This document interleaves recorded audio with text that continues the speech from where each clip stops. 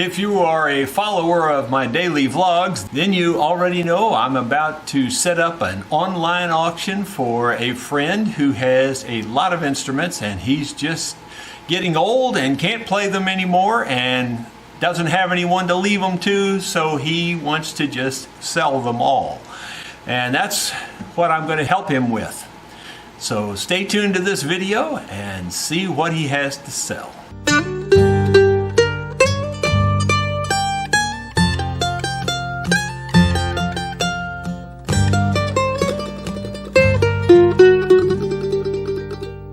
Hello my friends, Jerry Rosa here in the Rosa String Works Workshop. As I mentioned in the intro, we're about to set up an online auction and I'm going to show you a bunch of instruments that this gentleman has to sell. He lives over in the Dixon, Missouri area, which is only about 15 miles from here, something like that. First thing I want to do is lay out the ground rules for this auction. I'm going to sell everything as is. I'm going to do my very best to describe them as accurately as possible. I'm going to show you a video of me playing each one. You know, some of them I really can't play, but I'll at least make a sound on them so you can hear the sound. As accurately as possible, give you the fair description of each instrument.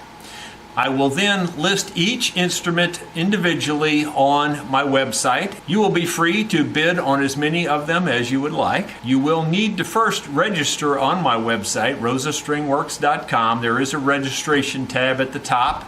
And once you do that registering, you will be allowed to make a bid on the auctions. I just want to be clear, I'm not going to work on any of the instruments prior to the sale. If someone wants to purchase one and then hire me to work on it, that's a different story. We'll negotiate that at the time.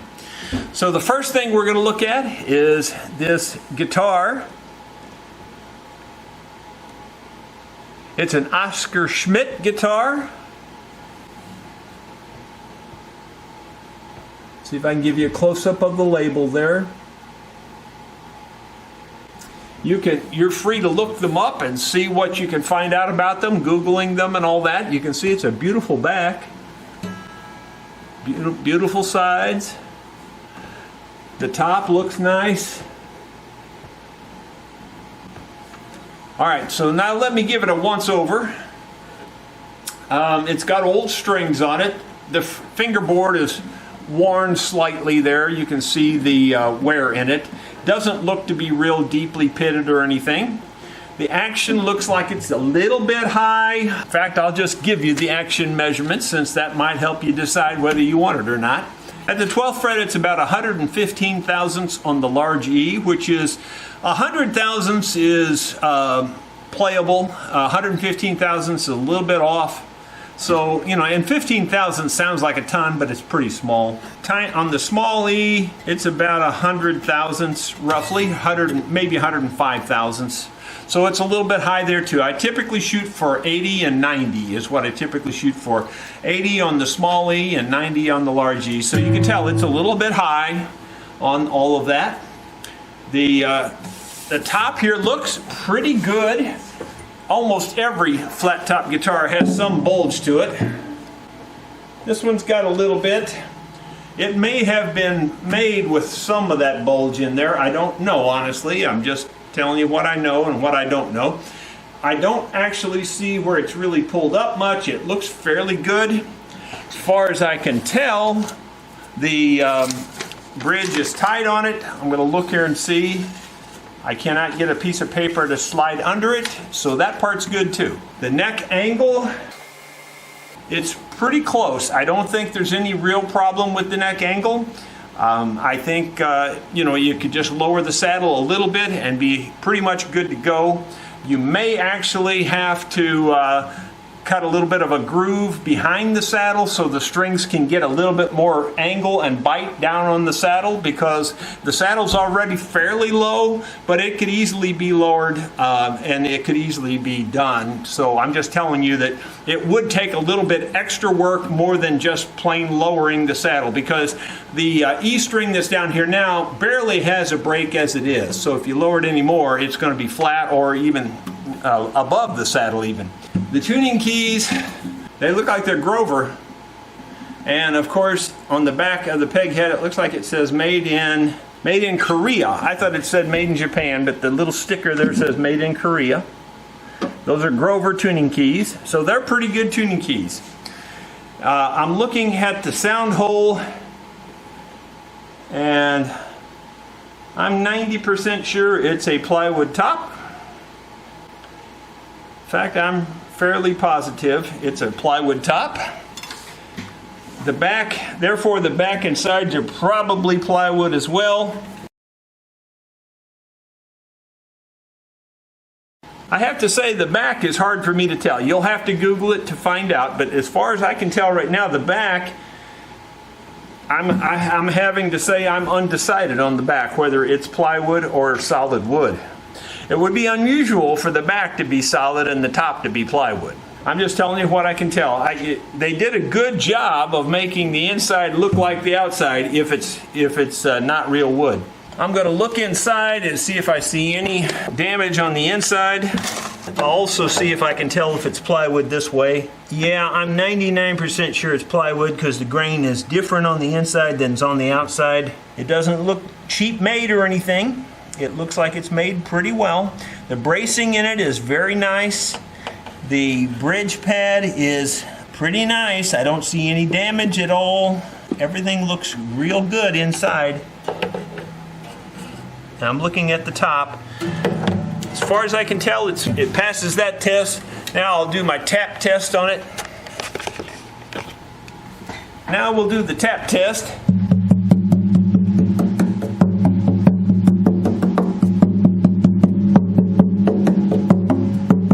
Sounds solid on the top.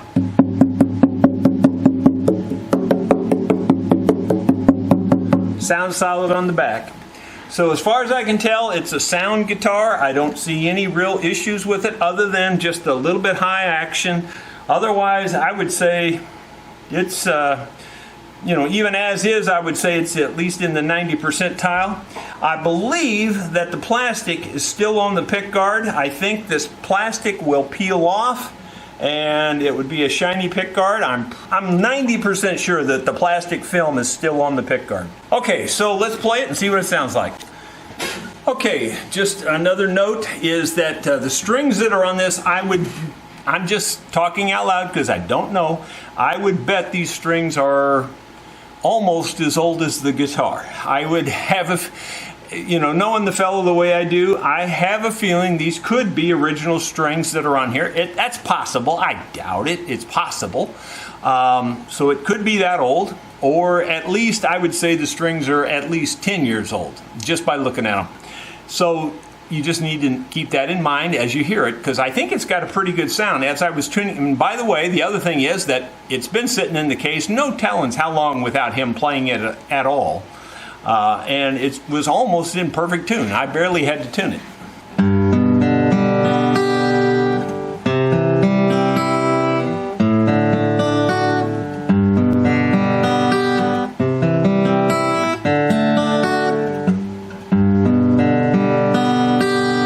Got a pretty darn good sound.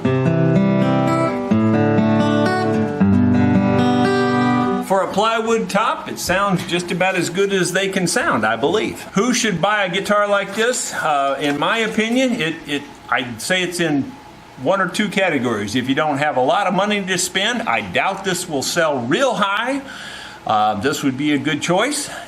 If you're a new learner and you don't even know if you can do it yet, this would be a real good choice. I'm just being honest. I don't think I'd be embarrassed to play this on stage, because I don't think anybody would be able to tell it's a plywood guitar based on the sound. Sounds pretty darn good to me.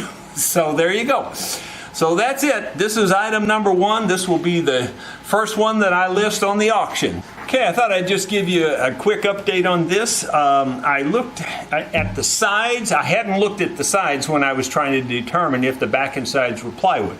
I'm almost positive the sides are definitely plywood. Still, even though I've given it a critical look, the back I still cannot determine. The back still does look like it could be solid. I wouldn't think so. I'm just being honest. I wouldn't think it would be solid, but it sure does look like it is. So that's kind of odd that the back has the potential to be solid and the rest of it's plywood. But that's the way it looks. I'm just telling you how it looks because I don't know. I'm just giving you the facts as I see them. Well, my friends, here's the second of his instruments that we're going to auction off. This is a Hoffner banjo.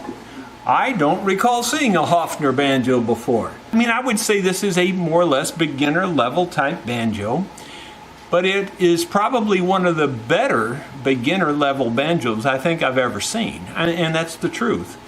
You know, one of the ways you can tell whether a banjo is made fairly well or not, or, you know, kind of quality, is the number of appointments around here. And in this case, we have a lot of attachments. We've got, I really don't know, 1, 2, 3, 4, 5, 6, 7, 8, 9, 10, 11, 12. So you could say 24 attachment points, not to mention the tailpiece.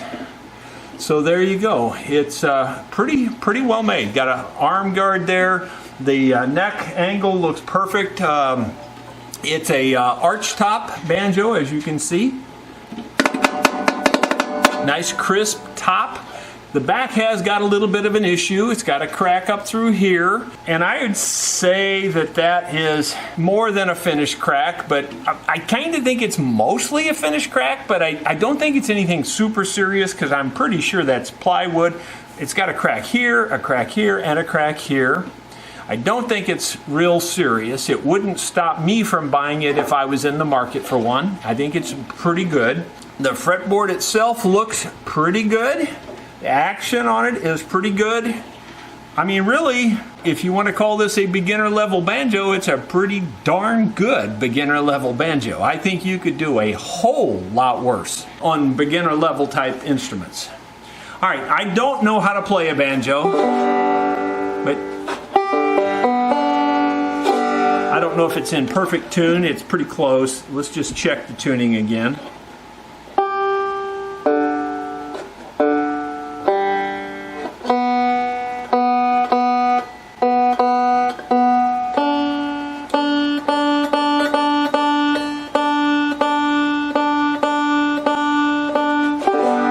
That's better. So it really doesn't have a bad sound, I gotta tell you.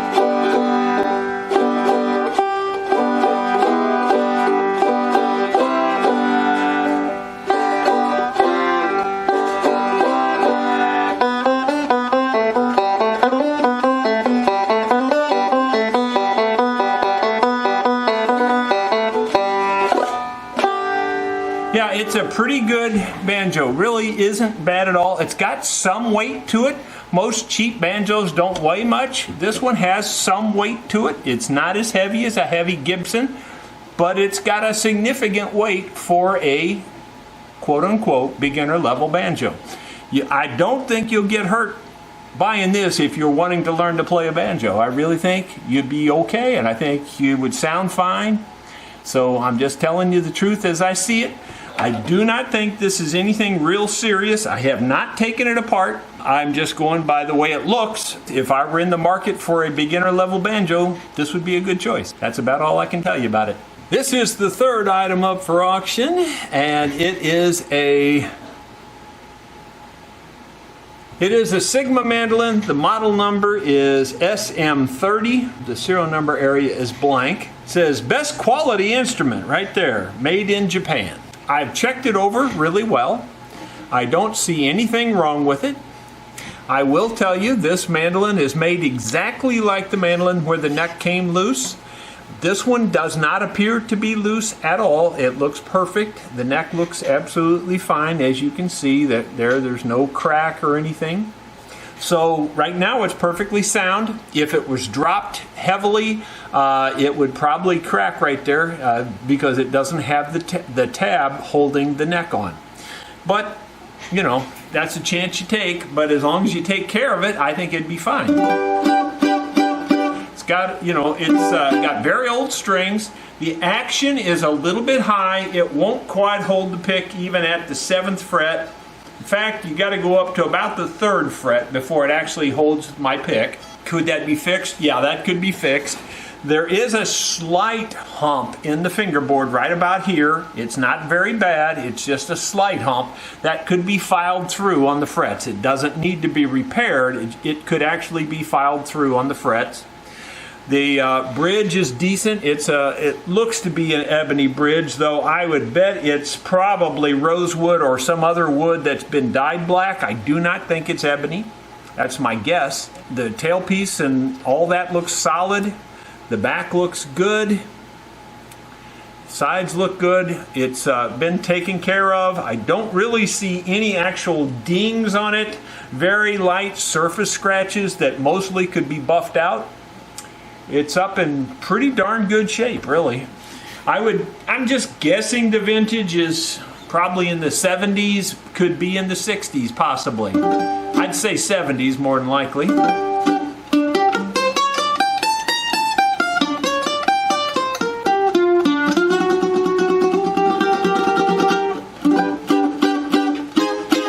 I will be honest and say it's lacking a little bit of volume. But that could be the really old strings and the fact that it's set up so high. I think a good setup would improve it dramatically. You could also put a deer antler saddle on there. You know, again, I'm not trying to sell that, but I'm telling you for sure that would make it louder. But yeah, otherwise it's a pretty darn good mandolin. It'd be a great beginner mandolin to learn on, and it wouldn't even be a bad intermediate level mandolin. It's a fairly decent mandolin. Here's instrument number 4. It's a Chicago brand banjo. It says Pro Series. This is a lighter banjo. It is definitely a beginner level type banjo. It seems to be up in pretty good shape. I don't really see any real problems with it. The curious thing to me is that every other hole is missing a hook. So I assume it was made that way, but you could put additional hooks on here, which typically is a better thing. The more hooks you have typically is better. Be that as it may, this is the way it is being sold and the way it will come. This is a definite beginner type banjo. It is a flathead, considered a flathead 5-string banjo. The 5th string is not on here at the moment. I only have the 4 strings tuned up. I can tell you that this bridge is too tall. The action's very high. The neck angle itself is probably wrong too. It could be shifted some. I'm not even sure that this is the right neck for this banjo. I'm not really sure what the problem is, I'll be honest.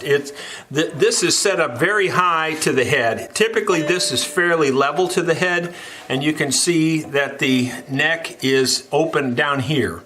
So it would need some setup, some additional work. I don't really know why it's off like it is. I got no comment on that. I'm just telling you what you're seeing here is what you get. I do think it could probably be set up just fine. It does sound like a banjo.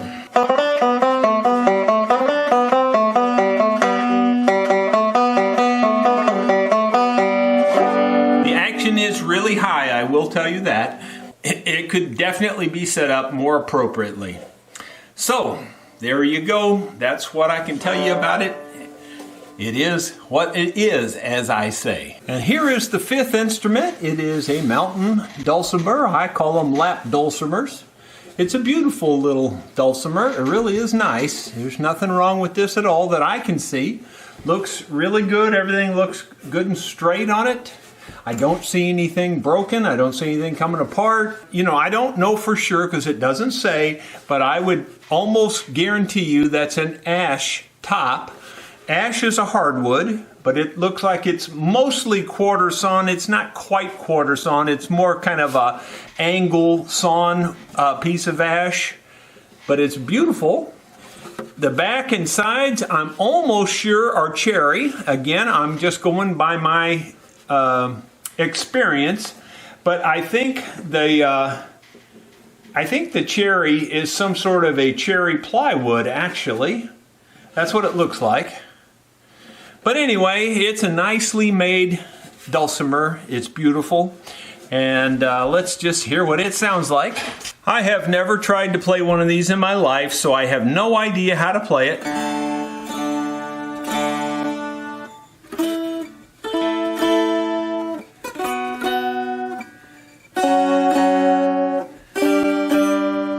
I don't know anything about them, so I'm not even going to try to play it for you, but you can hear it makes a nice sound. All the 4 strings are there. The strings are probably old like the other instruments. They don't look as old, but they probably are old. It's a nicely made dulcimer. The 6th instrument is also a dulcimer. And this one is nicely made also. I see no real problems with it. This one is definitely cherry back and sides. I do think this one is solid wood, where the other one I think was plywood back and sides. But I do think this one is solid, and I am 99% sure this is cherry. This has got the right color for cherry. The other one looks like cherry, but it's really light colored, so it could be maple plywood or birch plywood or something like that. But this one is definitely cherry on the back and sides. I am positive of that. The top I'm not so positive about, but I would say it's some form of cedar. It could be a western cedar, or it could possibly be a redwood. I'm not sure about the top, but it's a nice piece of wood either way. The design there, you can see a music clef and a music note, so it's nice. This one has a little bit of a buzzing problem. It's buzzing off of this fret here, I believe.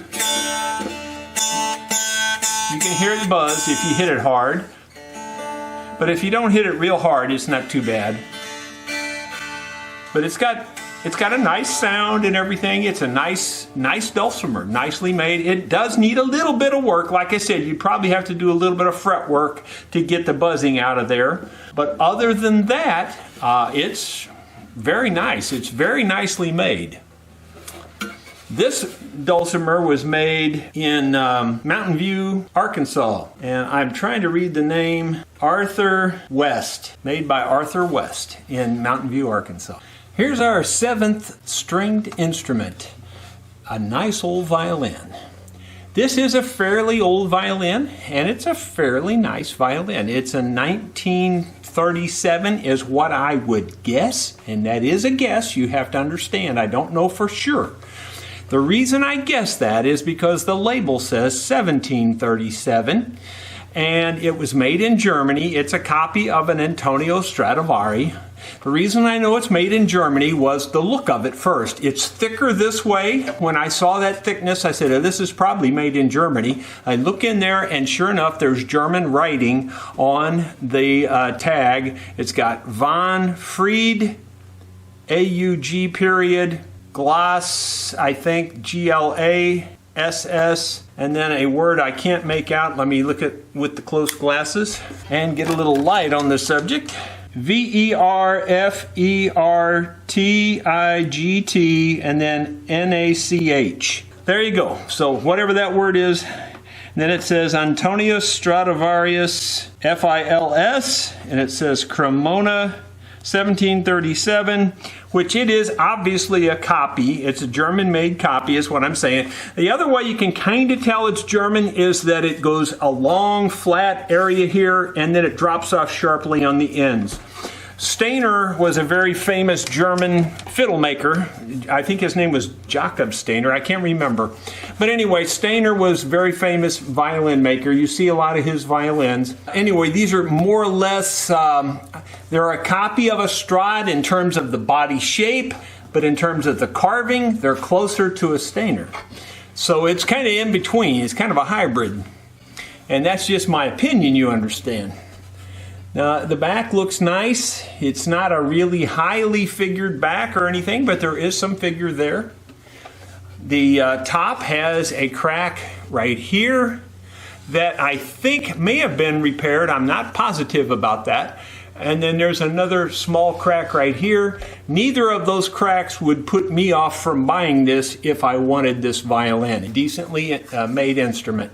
There's a close-up of the peg head and the peg box.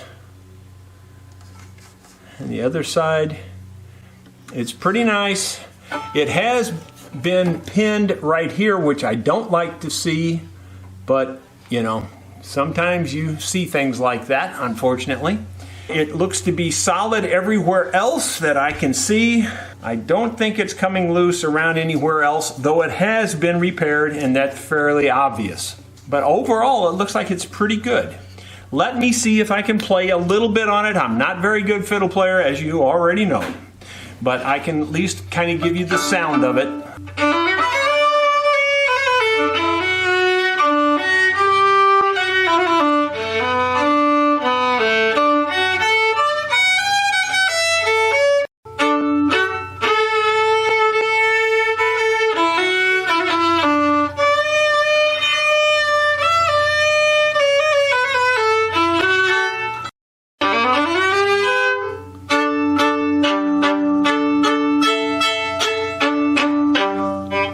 You can tell that it does have potential as a decent sounding violin. This fiddle could be good for pretty much anybody from square dance fiddler to a beginner to someone who wanted to put a little time and effort in it, maybe even a better fiddle than what I think it is. It's a pretty decently made fiddle. It's not bad at all. The bow is a pretty decent bow. It's pretty straight. It's got the good curve to it. It's got real horsehair. I'm going to turn the bow looser here to get rid of the tension on the hair. You should always loosen the tension on your hair on your bow. And it does have a nice grip here, and the frog is decent. It's not a high-end bow, but it's a pretty decent bow. And our final instrument of the stringed instruments anyway is this nice old Gibson A-style mandolin. Everything is wore out in there. I can't see it real clearly.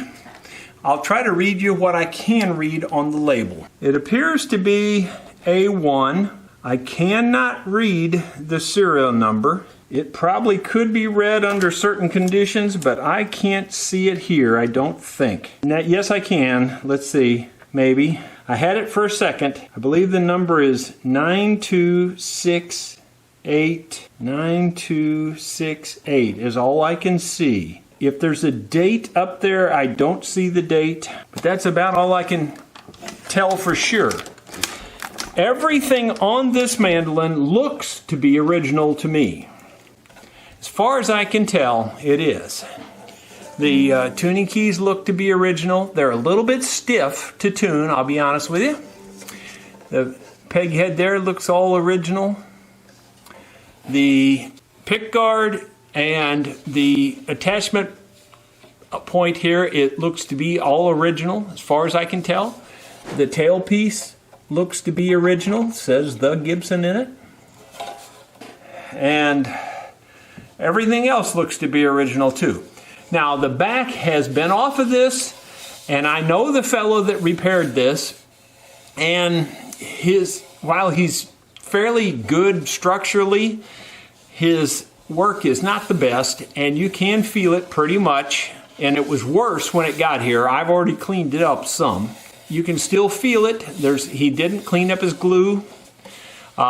This back doesn't match up perfectly with the sides anymore, and that I can't fault him on too much because it's very difficult to match these up once you take the back off. It's so hard. It's much harder than you would ever believe it is because they stretch and they just change shape when you take the back off.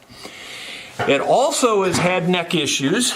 You can see that they've put a pin here and a pin here, and it looks like they've put a pin here and a pin here to hold the block in place. Now, I wished I had been the one that did that because I would not have put pins there. I guarantee you we could have fixed it without that. But it is what it is, as I say. Otherwise, it's pretty good. I would say it may have been refinished. In fact, I'd almost say it has for sure. I would say that this was a crack. I looked at this as close as I could under the magnifying glass.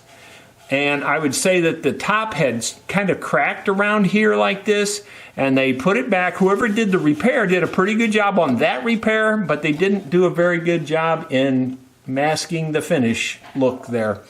So, there's what I can tell you about it in terms of the physical properties. It's, it's not terrible. It could be a little bit better physically, but it's still together and it still plays.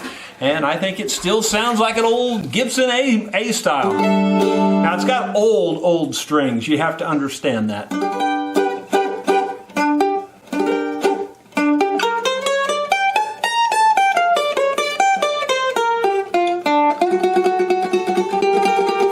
That's the first time I've played it. I had not played it up to that moment right there. I'm hearing a teeny bit of buzz, but I don't think it's anything real significant. I'm going to look down the neck. There is a fairly good underbow in the neck. I am not going to lie to you. There's a pretty good underbow. So there's no truss rod on these. So it would be a little difficult to fix that, but it's not so bad that you can't play it. So I think it's, it's livable.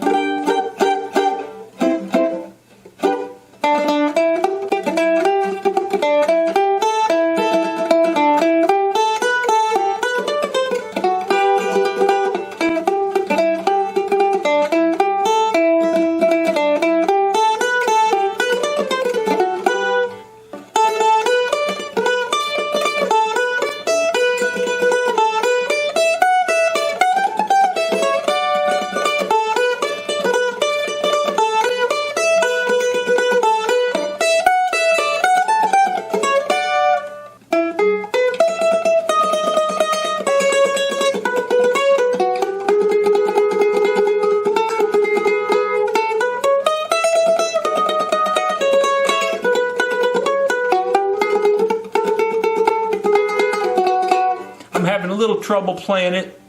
The action is a little bit high, but part of it's my hands aching to the arthritis.